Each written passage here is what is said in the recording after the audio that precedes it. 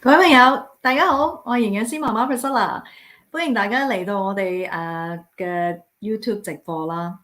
咁就我每一個月咧都係做2次直播嘅。咁第一個咧就月中咧就做0至3嘅爸爸媽媽啦嘅營養啦，小朋友嘅營養啦。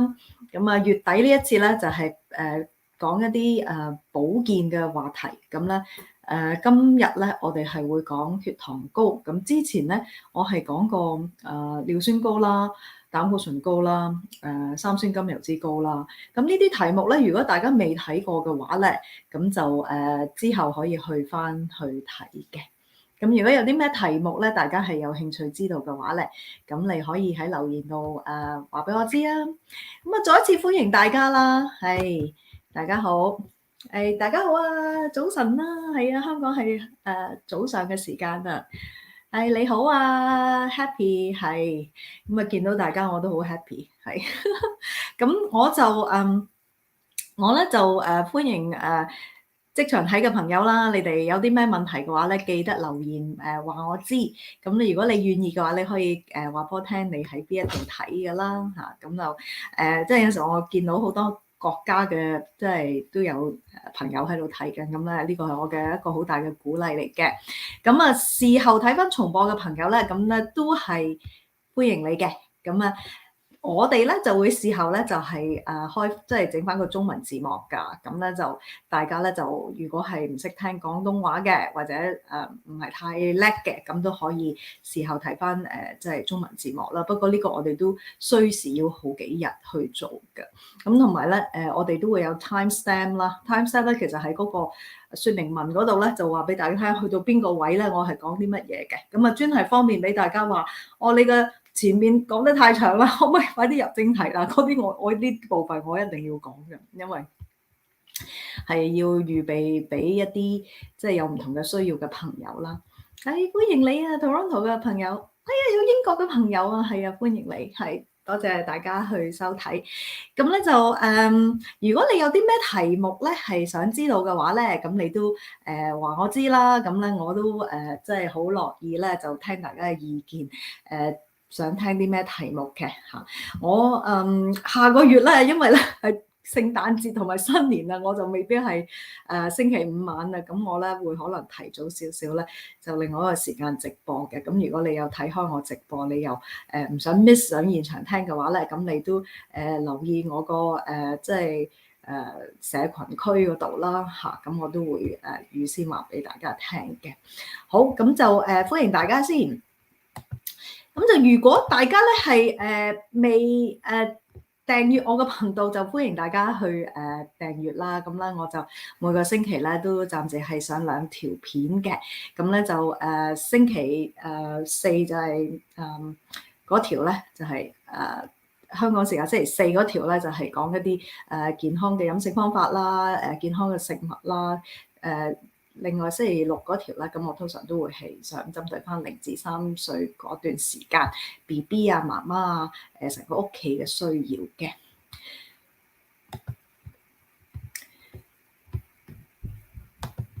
好，咁歡迎大家咧就即係我首先講下糖尿病啦。嗱，我所有講嘅我以下嘅內容咧，我都係講2型嘅糖尿病，Type 2 diabetes 嚇。咁就唔係講1型嘅。咁如果你係對糖尿病有啲認識嘅話咧，就知道1型嘅糖尿病係天生嗰個小朋友其實好細已經會係有噶啦。咁就係佢天生個胰島素分泌不足引起嘅。咁我哋而家講嘅係2型嘅糖尿病，咁咧就係通常都發生喺起碼都成年、中年以後噶啦。咁所以咧係好多時候係同你個實體型啦、你個飲食習慣啦、生活習慣有關嘅。咁咧我就想咧，如果有朋友咧，醫生咧同你驗咗血，話俾你聽，咦你血糖好似有少少高喎，你留意下你嘅飲食啦。又或者你個血糖有少少高喎，你即係要，但唔使食藥住嘅咁樣樣。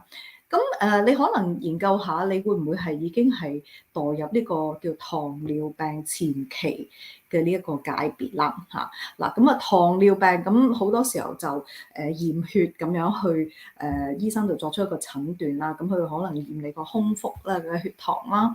咁即係有啲朋友咧即係如果好明顯空腹都好高嘅，咁醫生可能會直接可以做一個診斷，咁就話你係有糖尿病啦嚇。咁但係有啲嘅朋友咧嚇就佢個即係空腹血糖咧就高少少，但係佢又未去到呢個糖尿病嘅界別嘅。咁嗰啲咧就有時醫生咧就會同你講話不如你去飲下糖水啦嚇。咁就飲啲糖水落肚，咁之後咧佢就會係即係30分鐘、60分鐘之後咧，測試下你個血糖嗰個反應係點樣樣嘅，睇下你咧，你對嗰啲糖水咧係咪會即係身體嗰個會唔會係一個好血糖暴升嗰個反應？咁佢作出一個診斷，你係咪有糖尿病？咁我咧今日咧，我特別好想講多少少咧，就係關於呢個糖尿病前期啊。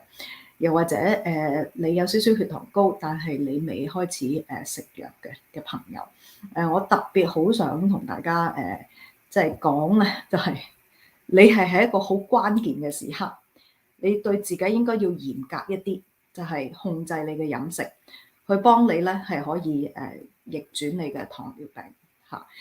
咁因為咧有糖尿病嘅朋友咧都會知道咧，就係其實你有好多嘅嘢你都需要留意嘅嚇。飲食上啦，好多食物咧其實都係有糖質，即係碳水化合物咧係有機會影響你個血糖嘅水平㗎。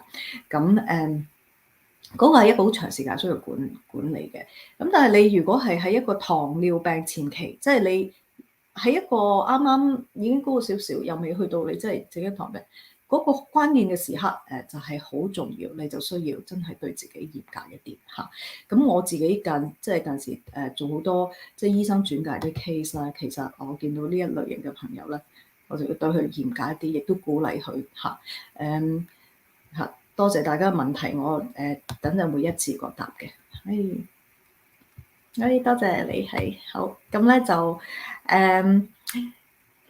咁糖尿病前期咧，其實咧就冇乜太多症狀嘅嚇。通常有啲症狀可能都會係譬如口渴啊，成日小便啊，成日要小便啊，或者突然間瘦咗好多啊咁樣，即係喺一個冇減肥嘅情況底下，突然間瘦咗啲啊咁樣。咁嗰啲咧都係即係一啲可能出現嘅症狀，但係亦都好多時候係冇乜症狀嘅。咁所以咧如果你係其實本身如果你係40歲之後嘅朋友咧嚇，本身40歲之後已經係一個高危嘅血糖高嘅高危因素嚟㗎啦。咁呢個第一啦。你就應該驗下身啦。第二咧就係你嘅屋企人啦嚇，有冇人係有呢個即係糖尿病啦？有啲數字咧顯示咧，如果你兩個即係家長之中咧其中一位咧，你係有糖尿病嘅話咧，本身你有嘅機會咧已經係有40%機會你係有㗎啦。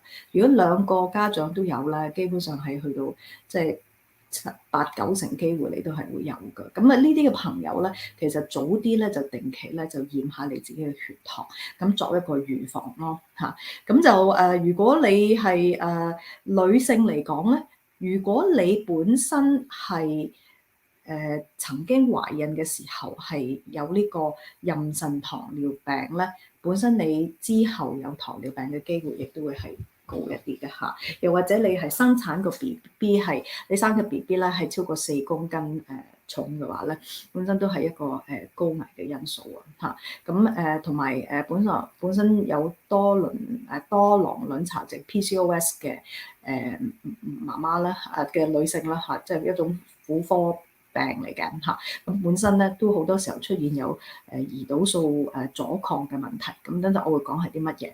咁咧就需要係即係預防嘅，即係個預防意識要強一啲，對自己要嚴格一啲。好，咁同埋你當然呢啲就本身咧，你如果一個人咧肥胖嘅話咧，其實嗰個風險亦都會大一啲嘅嚇。咁我想講咧就係二型嘅糖尿病好多時候咧係因為咧你個身體唔係話冇胰島素嘅分泌，相反嚟講係你個身體咧搏命咁樣即係分泌咗好多嘅胰島素，只不過嗰啲胰島素咧發揮唔到嗰種作用啊，因為有啲咩問題咧嚇就因為咧大家有冇見過呢個我嘅脂肪？呢個唔係，呢個係我嘅脂肪嘅模型，就係5磅嘅脂肪嗱。呢個其實咧，呢啲脂肪咧就會阻隔咗你啲胰島素咧去即係發揮個作用㗎，即係嗰啲血液裏邊嘅糖咧進入唔到嗰啲細胞咁樣嚇。其實咧，所以咧胰島素阻抗即係 insulin resistance 係啲咩？就係呢一個情況，即係其實個胰島素喺度嘅，但係發揮唔到個作用。咁咧，其實好多時候咧就係因為咧。好重要一樣嘢就係、有個肚腩 ，OK，腹腔即係有過多嘅脂肪，就係、中央肥胖嘅問題嚇。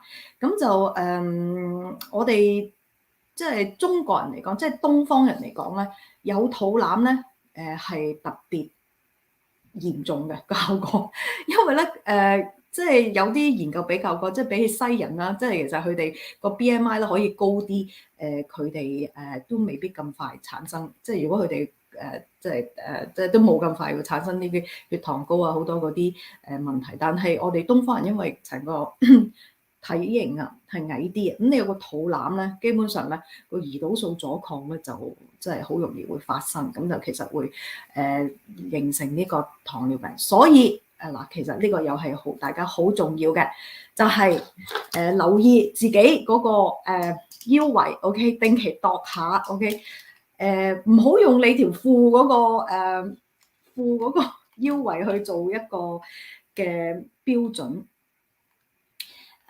係要用，因為褲嗰個咧係度少咗嘅，因為佢係有些少上腰咁樣樣嚇。你要度咧係點樣度咧？就係其實有好多唔同嘅做法嗱。其實最好咧就係肚臍以上半寸 ，OK，你就度一度你個腰圍 ，OK，咁咧就肚臍以上半寸，或者你一個人打側，如果揾屋企人幫你度啦，咁你一個人打側咧，其實係最闊嗰個位，最闊嗰個位嚟嘅嚇。咁嗰個咧就係你嗰個嘅腹腔嘅脂肪嘅。即係你嗰個腹腔嗰個腰圍係幾多啦？即係我哋醫學上嚇。咁90 cm 咧嚇，就男性咧超過90 cm 咧就為之有中央肥胖啦嚇。90 cm 咧就其實35寸半到啦嚇。咁咧就女性咧。就超過80 cm， 就係大概31寸半到啦。咁咧就係屬於係有中央肥胖。咁啊，其實好多人都會過㗎。咁啊，大家你話哇，我邊有31寸腰？其實即係如果你真係企到咁樣度咧，唔好收腹咁樣咧，係好即係要過係唔難㗎嚇。咁咧，如果你本身咧係即係屋企人或者兄弟姊妹有糖尿病。你又過40歲，咁你又有頭先我講嗰啲嘅問題，咁啊請你度度你個腰圍。如果你係即係唔好彩就過咗啦，咁呢個就係你嘅第一個目標啦。咁我俾第一個目標俾你，即係有啲人咧就問我，即係其實我上網咧做啲資料搜集，先至同大家傾噶嘛。其實我有做功課㗎，咁咧好多人咧就問如何快速降血糖。嗱，其實冇嘢可以快速，最快速呢一樣嘢㗎，就係減肚腩同埋減重。OK，如果你話想減肚腩咧，點樣減咧？你瘦啲，你咪會個肚腩自然會比例上一定會細啲㗎啦嚇。未必會完全冇咗肚腩，但係你一定會個肚腩會縮啲嚇。咁咧每縮1寸咧，其實都係好嘅嚇。咁就你個目標咧係去到即係女性少過80 cm， 男性少過90 cm，OK， 咁就我哋講緊咧嗰個即係嗰個減重嘅目標啦，咁啊俾一個目標俾大家，就係你要減5至10% 你原先嘅體重。嗱，呢個係醫學上研究證實有效嘅一個目標嚟嘅嚇。任何你啲有啲朋友咧同我講佢三高啊，即係有尿酸高、血壓高、膽固醇高咁樣嚇。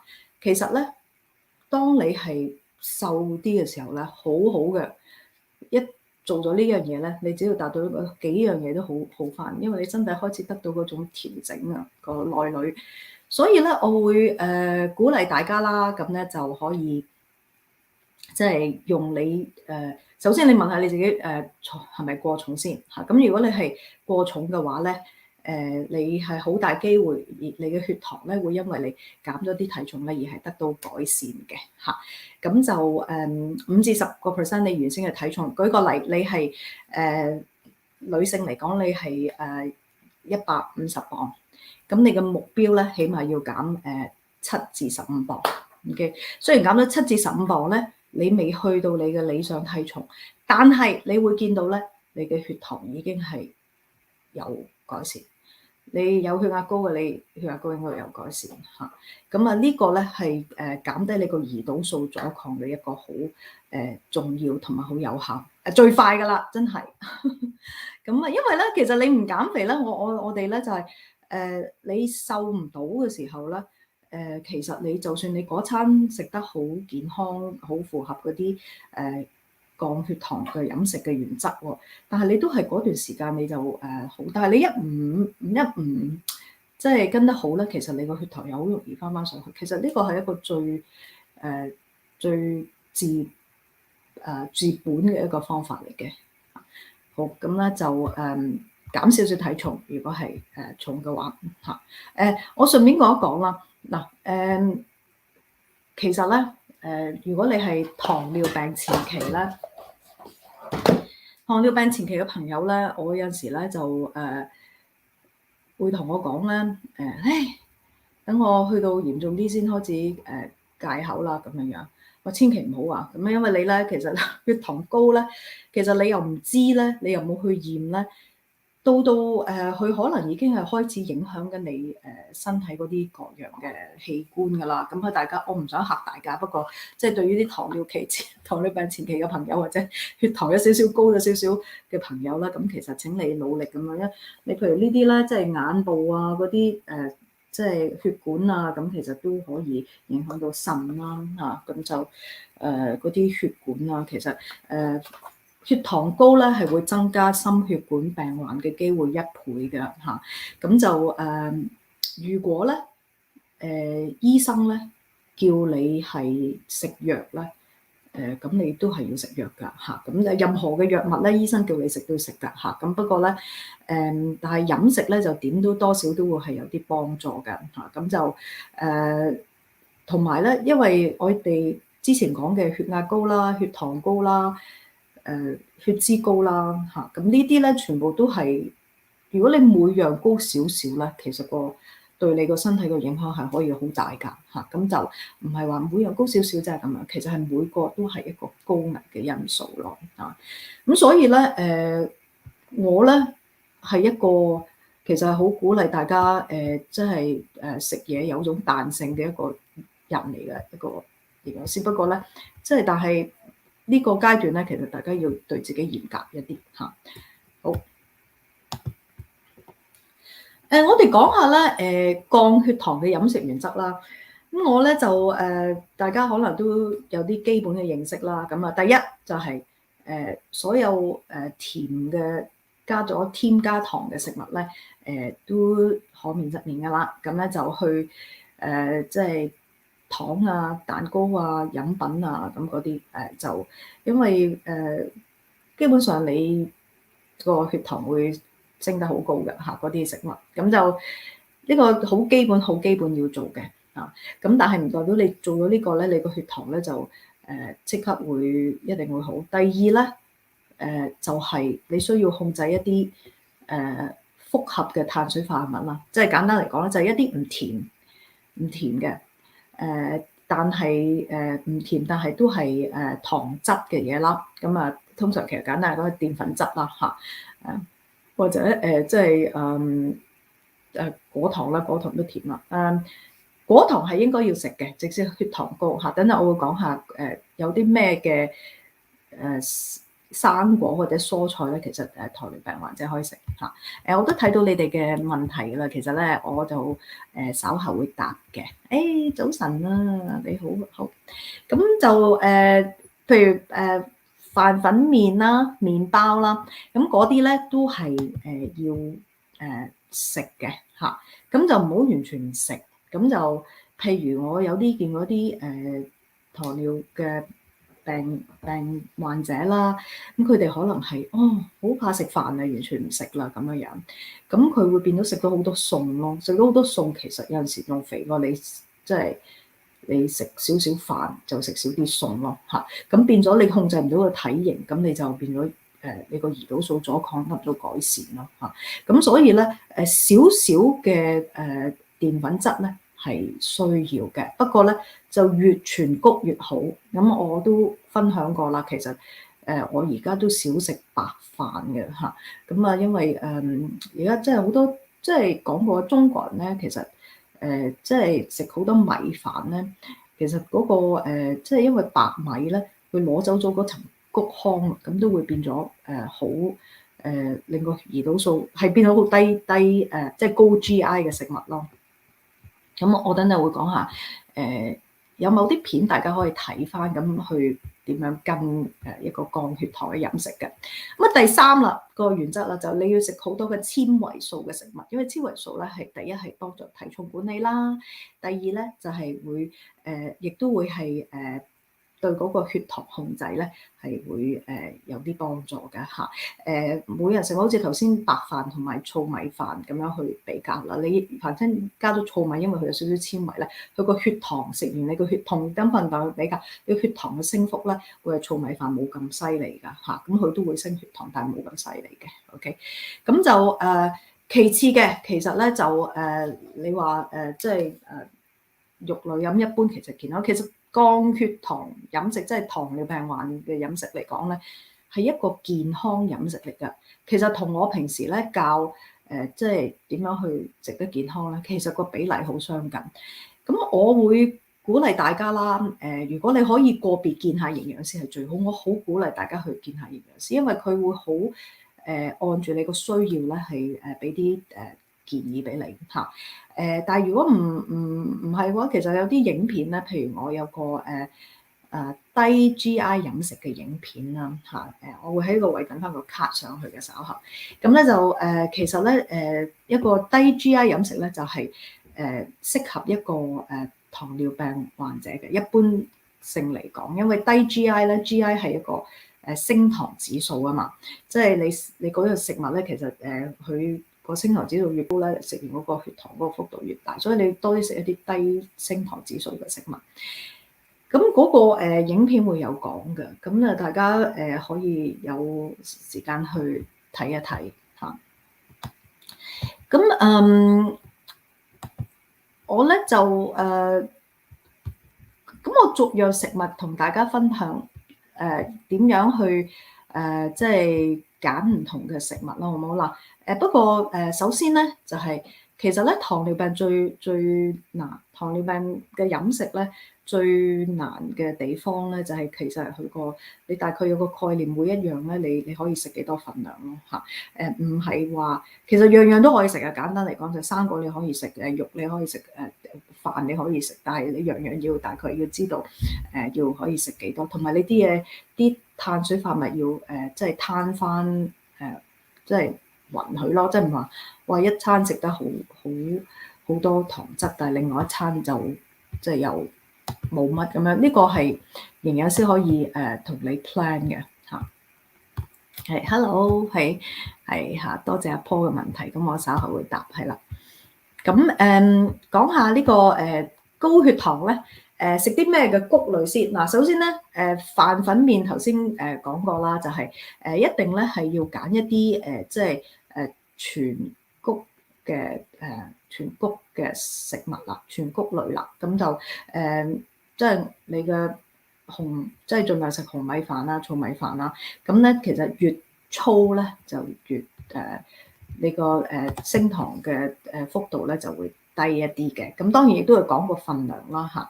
咁其實睇翻你嘅年紀啦，而家咧即係除非你運動量好高啊，如果唔係咧，其實我見過一般嘅朋友咧，其實好少係可以食到一碗啊碗幾飯，嗰啲係即係個份量都比較多，即係成年人一般咧大半碗到啦，半碗至大半碗啦嚇。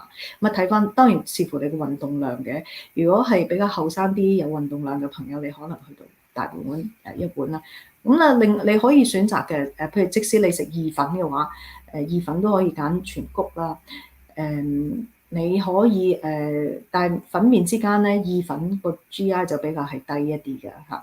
咁啊，另外麵包就都係全麥啦。咁啊我自己咧屋企咧煮飯咧就中意撈啲多谷米飯嘅，咁就幾好嘅，即係咁即係撈咗埋去，咁其實就即係唔係純食白米咯啊。咁所以咧就穀類嗰度咧就盡量戒啲精製嘅穀類。咁啊講下可以食啲咩嘅蔬菜啦。嗱，蔬菜咧如果係葉菜啊或者一啲瓜類咧，其實個糖質咧係好低嘅。咁咧原則上咧，即係你冇第啲病患，你需要限啲咩鉀啊咁樣，或者即係有某啲特別需要你限某啲嘅菜，譬如有啲人食薄血咁。原則上咧，你基本上咧所有菜係任食嘅，即係唔係所有菜係葉菜同埋瓜即係嗰啲咧，因為咧你即使食可能係個份量比較多啦，2碗啊俾你，其實咧都唔會夠你話有太多嘅糖質嘅嚇。咁啊，但係啲蔬菜咧有兩類嘅，一類啦，我哋講比較低糖質啲嘅蔬菜就係頭先講嗰啲葉菜類啦、瓜類啦、冬瓜嗰啲啦。但係咧有一類咧係高澱粉質嘅蔬菜，就係一啲紅蘿蔔啊、番薯啊、嗰啲芋頭啊、嗰啲嘅即係蔬菜啦。嗰啲澱粉質係高少少嘅嚇。間時咧我哋咧就建議咧呢啲高澱粉質嘅蔬菜其實唔係叫你避免，其實係你可以食多少少，但係咧你就減翻啲飯咁樣咯嚇。咁其實係好嘅，因為呢啲高澱粉質嘅蔬菜咧，譬如一啲即係紅蘿蔔啊嗰啲，其實係好飽肚同埋營養會比米飯更加高咯。同埋因為佢有埋纖維嘅，咁所以佢對嗰個即係血糖咧就唔係話即係影響唔係話即係比起你啲米飯唔會話大過你嘅米飯咯。係根莖類冇錯，係根莖類嘅蔬菜。係多謝你嚇，呢個有陣時即係即時諗唔到個term 係咪？係啦，有根莖類嘅蔬菜冇錯啦。咁另外咧就係水果啦。嗱，水果咧最緊要咧就係其實好多朋友咧就好怕一啲好甜嘅水果嘅。其實水果即係甜唔甜啊？唔甜嘅水果都可以好影響個血糖啊！好多人咧就問一個問題就話香蕉糖尿病食唔食得啊？香蕉可以食嘅，其實一條香蕉其實大概等於即係2羹飯到啦。好多人覺得好多，但係其實好似等於一塊麵包咁樣嘅。其實你作為一個小食咧，2餐之間咧係好大機會係可以食到，甚至你唔需要。好多人咧就教食一半嚇。食一半當然係 OK 啦。咁但係其實如果你同餐裏邊你又唔係有食其他嘅嘢，你可能可以食成條都冇問題。所以其實糖尿病餐咧係按你自己嗰個飲食個情況去食咯。咁就嗱，水果咧最緊要咧就唔好榨汁嚇。咁因為咧榨咗汁咧，其實你身體就會快速吸收一啲嘅嚇。咁同埋你榨咗你譬如你飲杯橙汁啦嚇，咁你用鮮榨嘅橙去榨，你要用好多個先榨咗一杯出嚟。但係你如果一飲晒咁就飲咗好多嘅果糖落肚嘅嚇，咁嗰度就都有機會咧就影響個血糖嘅。咁咧就水果咧，其實我甜嘅生果大家係可以食噶嚇，咁就比較高危啲嘅，譬如榴蓮啦，中意食榴蓮嘅話，大家中唔中意食榴蓮啊？係榴蓮咧就比較即係好高糖分嘅嚇，有啲人咧有血糖高咧，食咗好多榴蓮咧，血糖哇爸爸真升到好高啊！我呢啲我都見得唔少噶啦嚇，咁就第二咧就係譬如有某啲一啲甜啲嘅生果，其實好似荔枝啊，嗰啲其實即係個份量會比較少一啲咯，可能係講緊大粒嗰啲，可能係3粒4粒咁就叫做一個份量咯嚇。一次咧，其實我哋講食一個拳頭大細到嘅份量啦嚇。咁就不過咧都係鼓勵大家生果咧，其實要食嘅，唔使話今日驚佢甜而唔食咯。其實咧，因為生果裏邊咧嗰啲係果糖嚟嘅 fructose 就你身體唔係話直接即刻入血咧就變咗做葡萄糖，其實你個血裏邊嗰啲係葡萄糖嚟嘅嘛，身體要轉一轉佢嘅。其實所以大家果糖咧，如果你有血脂高，你唔好食咁多。但係咧但係因為兩個都係健康飲食可以容許得到嘅。OK。嗱，咁其他嘅肉類啊嗰啲我就唔講，其實肉類咧係唔會影響你個血糖嘅，原則上只不過咧，因為肉類本身咧係冇碳水化合物嘅，但係咧但係個問題係，如果嗰啲肉係比較肥嘅話咧，咁就不利體重控制嘅，咁所以咧都係要全瘦咯。好。去到呢度咧，我就想分享可以飲啲咩嘅飲品嗱。其實糖尿病患者咧飲啲乜嘢係好緊要㗎。咁啊好多時候咧因為凡親你一樣完整一樣嘅食物咧，其實你將佢打散咗佢個構造，譬如你將個橙變咗做橙汁咧，其實你喺呢個過程裏邊咧，佢個 GI 咧個升糖指數會即刻高晒，因為你唔使你身體做嘢啦嘛，佢咧就即刻吸收啦嘛，咁佢就會即係佢會升得快過你真係食一個橙嘅。咁所有液體嘅嘢，所以大家要小心嚇，液體咧係吸收得快啲嘅嚇。咁就譬如我哋講下湯啦嚇，嗱飲湯咧就如果你係落一啲係肉啊落去煲啊，都係要瘦啦，西施骨啊咁冇乜太多油嘅，咁就或者去皮嘅雞湯，或者落啲螺片啊咁嗰啲咧。其實嗰啲通通咧會俾到嗰種湯嘅味道啦，但係咧唔會升血糖嘅，因為肉啊頭先講肉係唔會升你嘅血糖啊嘛。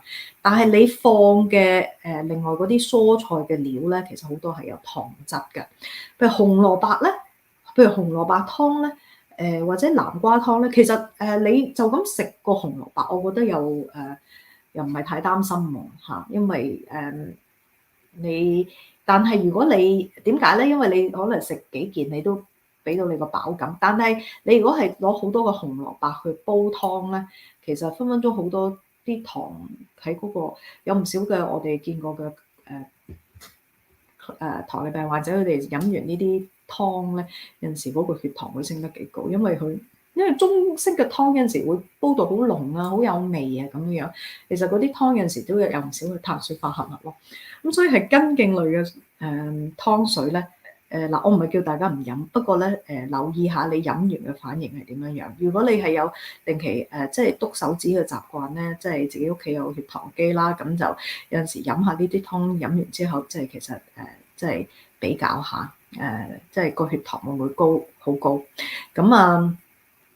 但係咧一般瓜湯啊，譬如肉啊加啲瓜湯啊，啲合掌瓜啊咁嗰啲，或者你嗰啲咧就對血糖即係影響就微乎其微。但係咧你一加到根莖或者加咗水果類啊，好似蘋果湯、雪梨湯嗰啲，有機會佢啲湯又會比較甜一啲嘅。另外一類咧就係藥材湯啦。嗱藥材湯咧其實藥材湯係好複雜嘅，其實咧因為佢好有部分好多都係啲植物嚟噶嘛，有好多係即係都係糖質，咁有陣時去煲咧，譬如好似清補涼啊，咁嗰啲糖質都有機會都比較高糖分㗎。咁有陣時飲你其實咧好簡單就嗱甜與唔甜咧就好主觀嘅啫。但係咧一般咧你飲落口咧，其實都有啲粉質嘅個入口都比較甜一啲咧，就會比較係大家需要留意一下啦嚇。咁就hello，真係好啦，大家同我打聲招呼。咁咧就另外咧就仲有呢個飲啲咩咧？嗱，其實咧有啲朋友咧就因為有咗血糖高啦、膽固醇高咧，就戒咗杯奶茶咖啡。咁我自己咧就覺得奶茶咖啡其實你都可以飲，但係你要留意你落啲咩奶同埋落啲咩糖咯。奶其實如果你可以而家有啲低脂嘅花奶啊嚇，或者你可以落低脂奶啊嚇，咁之後你落天然嘅代糖嚟，咁咧好似甜菊糖啊、stevia 嗰啲啦，其實都即係你都可以 enjoy 到一杯即係飲品咯。其實我覺得即係有血糖高咧，其實你有某啲嘢唔影響你，你可以繼續食咧，其實係一件好事咯。奶茶、咖啡啦嚇，適量咁樣用代糖咯嚇。好，咁就飲品嗰方面，譬如亦都有一啲茶咧，我覺得幾好嘅，即係我講嗰啲包裝嗰啲，即係樽裝嗰啲茶咧，其實都有唔少即係我喺香港喺呢一度啊，即係加拿大啊，咁都有好多即係好多係冇加糖紅茶啊。綠茶啊，啲冇加糖其實都可以飲咯。咁當然佢未必係完全冇防腐劑嗰啲，你冇完全冇嗰啲化學嘢，可能真係要飲水噶啦咁就。但係佢對你個血糖嘅影響咧就未必有咯嚇。你 check 一 check 個 label 嚇。我想講咧就係其實咧最好咧都可學點樣去睇嗰個營養標籤。你識得睇佢每一個份量咧，俾你有幾多碳水化合物啦，俾咗幾多糖你咧，其實會增加咗你好多嘅選擇去食唔同類型嘅食物咯。咁呢個咧係大家有興趣去知多啲點樣睇嘅，咁你留言俾我話我知，咁我就有時拍下片可以同大家分享一下。係啊，冇錯，烏龍茶啊，係啦。OK，咁我咧就大概講到呢一度，咁都想答下大家嘅問題啦。好，咁就係由上面開始。OK，哎呀，大家好啊，好啊，係啦。阿 Fanny 問咧，血糖擇戒食啲咩生果好？頭先講咗噶啦，其實咧咩生果你都食得嘅，不過咧即係榴蓮啊嗰啲荔枝啊嗰啲就你就要好少份啦。我哋講緊榴蓮咧係半粒咁樣樣，即係一粒你都一粒都食到半粒咁樣樣，咁就嗰個即係個份量要比較嚴格啲控制咯嚇。咁但係一般橙啊、蘋果啊，你大概每一次咧食一個拳頭大細，咁咧每日咧食2次生果，咁都 OK 嘅。如果大譬如一粒粒嘅生果，好似提子啊、車厘子啊咁嗰啲，大概5至10粒一份到啦。咁就冇辦法啦。呢啲即係大概要有個份量嘅概念咯。粟米同埋番茄都係甜嘅，係咪唔好食太多？嗱，粟米咧，我會當佢係澱粉質，即係穀類咁樣睇嘅。其實係一種穀米類嚟嘅，即係其實所以咧，你嗰餐如果食到粟米咧，係可以唔好食飯噶啦。譬如一條咧，大概等於半碗飯咁樣嚇。咁就番茄咧，我會番茄個碳水化合物都唔係好高嘅啫嚇，你可以放心食多少少 OK。係啊，呢個糖尿病呢個中醫講消渴症應該係啦。其實我嘅中醫大家要問下中醫係啊，因為其實係嘅，即係中醫都一直都有呢個概念咧，就係即係有糖尿病呢種嘅病。係啊，Joyce 啊，多謝你嘅分享啊，係啊，大家好。係啦，咁就有人話咧，如果炒餸咧落啲生粉去炒，咁之後用滾水洗下去，係咪可以去除炒餸落咗啲生粉去炒之後用滾水？生粉本身當然都係一啲額外嘅澱粉質啦。咁不過如果你平時煮餸咧，其實生粉都係用好少量嘅啫。除非你係用一啲嘅，譬如點講？你煲湯湯咧，如果有啲嗰啲叫羹啊，嗰啲咧，其實落好多生粉去即係整結佢噶嘛，咁就嗰啲就比較要小心啲。啊，你其實提起生粉就係多謝你啊。咁啊，因為咧其實咧講起芡汁咧，其實咧糖尿病患者出街食飯係會比較麻煩一啲，因為出邊好多嘅即係餸菜啦，個味道比較濃啲啦，甜啲啦，譬如有啲甜酸排骨啊，嗰啲生炒骨啦，或者好多汁嗰啲啦。其實汁嗱，第一佢液體，第二佢可能裏邊不同嘅醬料撈埋一齊，可能係一個甜汁嚟㗎。咁嗰個咧，大家要小心，咁啊盡量少食啲即係少撈汁咯嚇。同平時煮餸咧，其實你用一般豉油啊、油鹽。有鹽糖就適量啦嚇，其實你用好少量去醃嘅，其實好微不足道嘅啫，係啦，冇錯。根莖類嘅蔬菜其實對大家都係好嘅，只不過咧就留意個份量咯嚇。南瓜咧，南瓜咧呢個咧就好有趣嘅，因為南瓜咧好多人咧覺得南瓜係可以降血糖嘅，其實南瓜咧都係一種高澱粉質嘅蔬菜啦。如果食得比較多嘅時候咧，其實血糖都會高㗎，咁所以如果你嗰餐食咗好多南瓜，咁要食少啲飯啦。係啊，嚇！不過我會講，其實大概個份量咧，一碗即係如果你係就算你完全唔食飯，其實嗱你睇翻你自己個人，你都係要諮詢營養師。但係咧，但係你個即係一般半碗至一碗啦，其實都係一個合理嘅份量咯。大家好啊！有啲名有陣時喺留言區都見過，歡迎你啊，係啊！金羅漢果水啊，唔好意思，我唔係好知道呢個咩咧，係咪羅漢果糖咁樣樣？即係用羅漢果浸咗啲水咁樣樣咧嚇？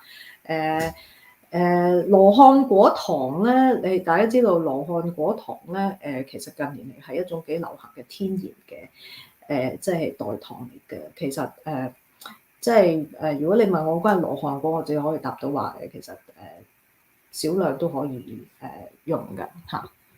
我 keto 可唔可以控制血糖啦？keto 啦，的而且確啦，近年嚟係好流行係用 keto 去降血糖嘅。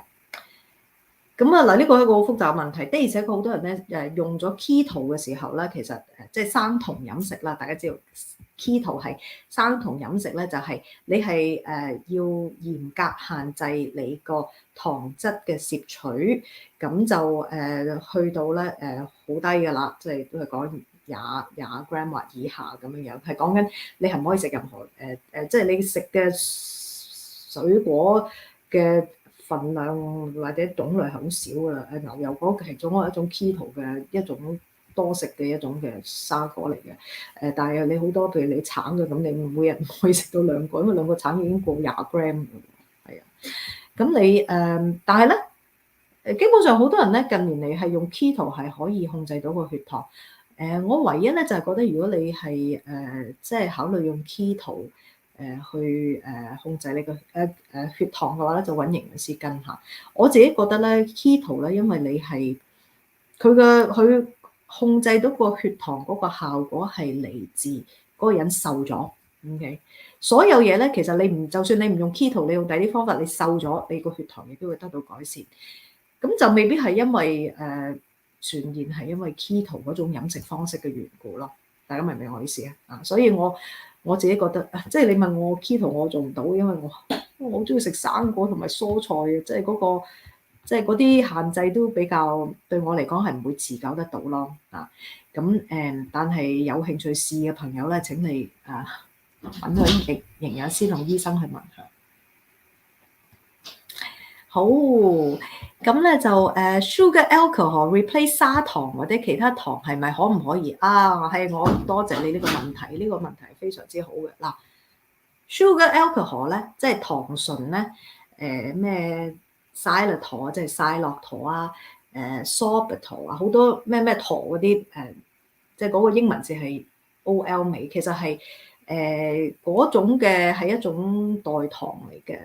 咁啊嗱，呢種嘅代糖咧，佢係個特別之處咧，就係佢係佢唔係真係咁低熱量嘅，即係佢有啲熱量嘅。同埋佢食得太多咧，會係可以即係會有啲催瀉嘅效果㗎。咁所以糖醇咧，其實但係咧又唔少咧嗰啲咩我成日見有啲咩低糖月餅啊，低糖嘅餅乾啊，或者啲低糖嘅食品啊，有陣時會係加糖醇嘅。大家揾下呢啲字，就係、就係、就係乜嘢糖咁嘅 xylitol、sorbitol、maltitol 嚇，嗰啲咁嘅字眼，其實我就會覺得佢就未必第一未必低熱量，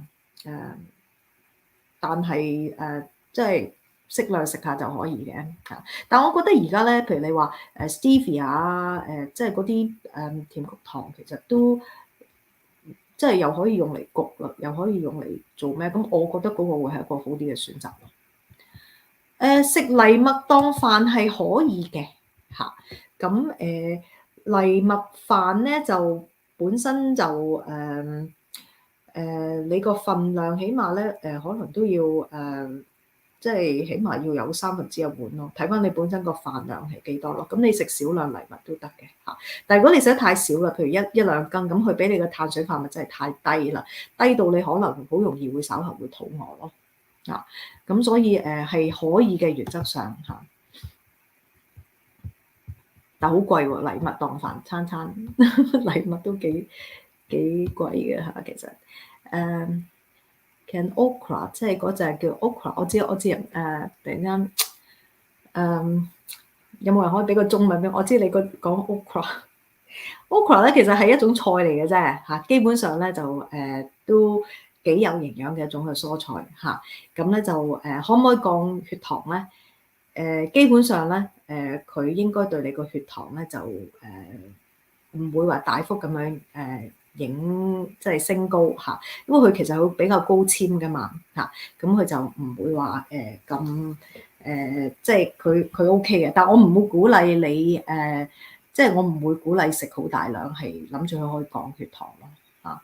其實基本上冇乜邊種食物咧，即係你食多啲係可以降血糖。我想澄清一個概念就係，其實所有嘢咧，其實佢最多係唔升你血糖，但係其實唯一最有效降血糖咧，肥嘅就要減肥，除非你已經本身係唔肥啦，咁你血糖都係高嘅，咁你要揾營養師研究下，其實你個飲食可能嗰個餐數嘅問題啊，定係個分量嘅問題，定係邊一方面出咗問題？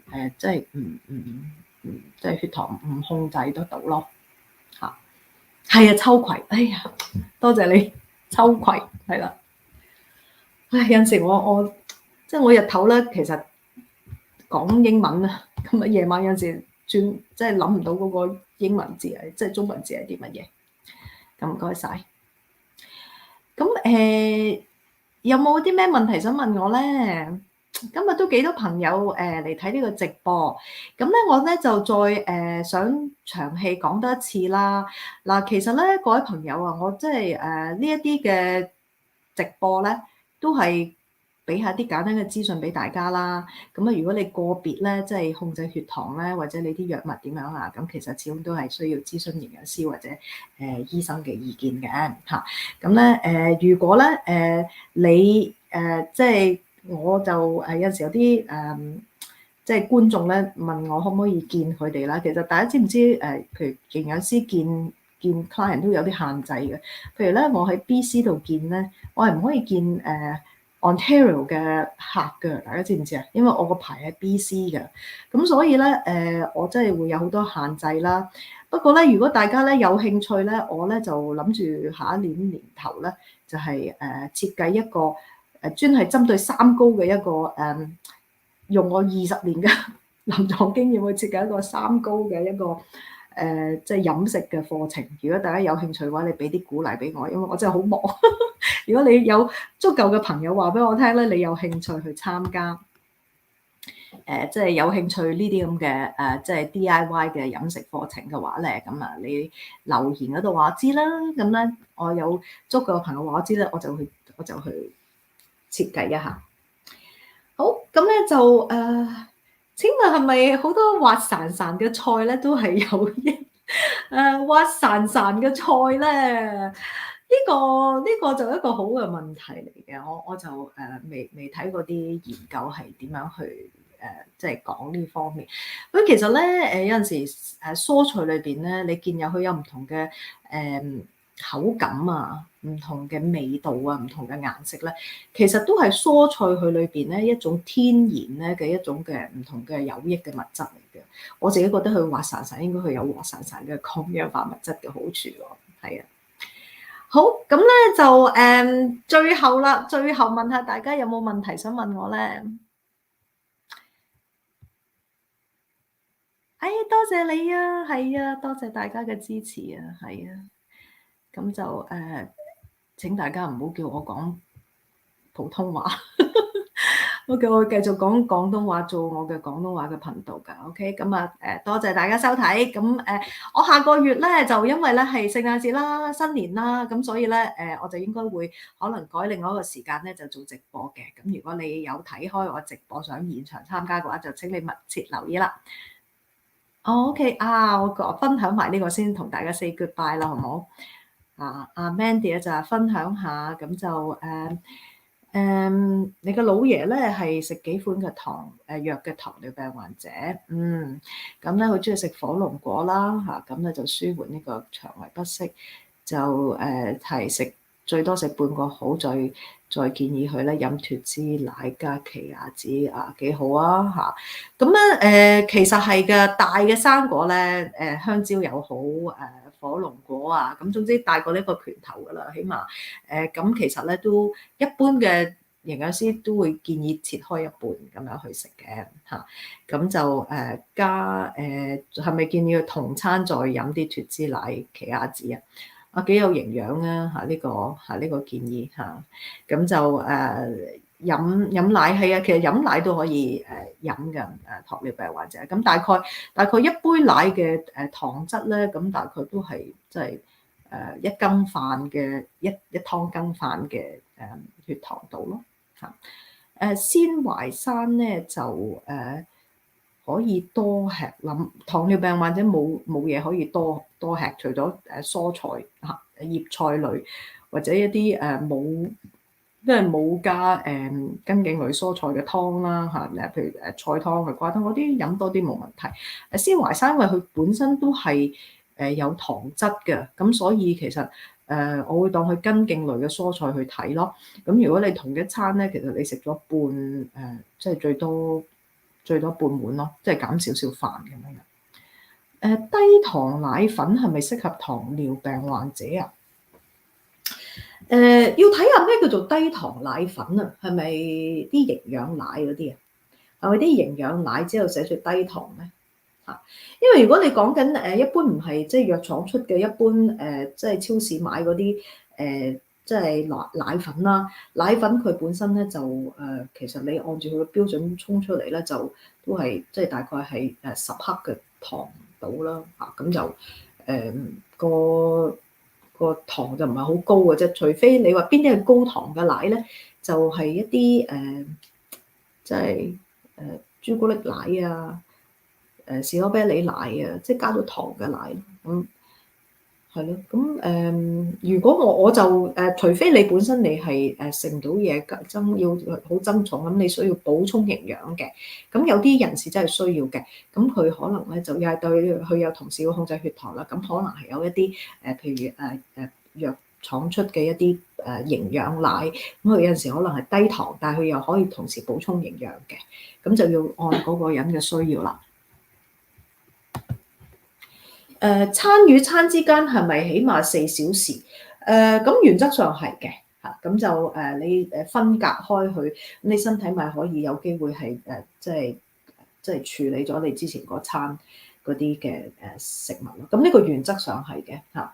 咁但係呢個當然又好睇翻你，譬如即係你中間，譬如你可能係食咗有幾多嘢咁樣樣咯嚇。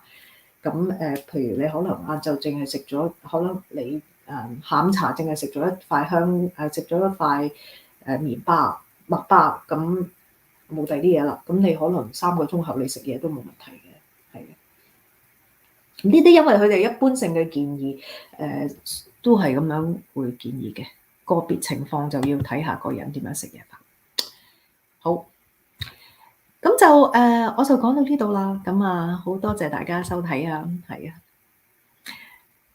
咁啊，再見大家，拜拜，拜拜。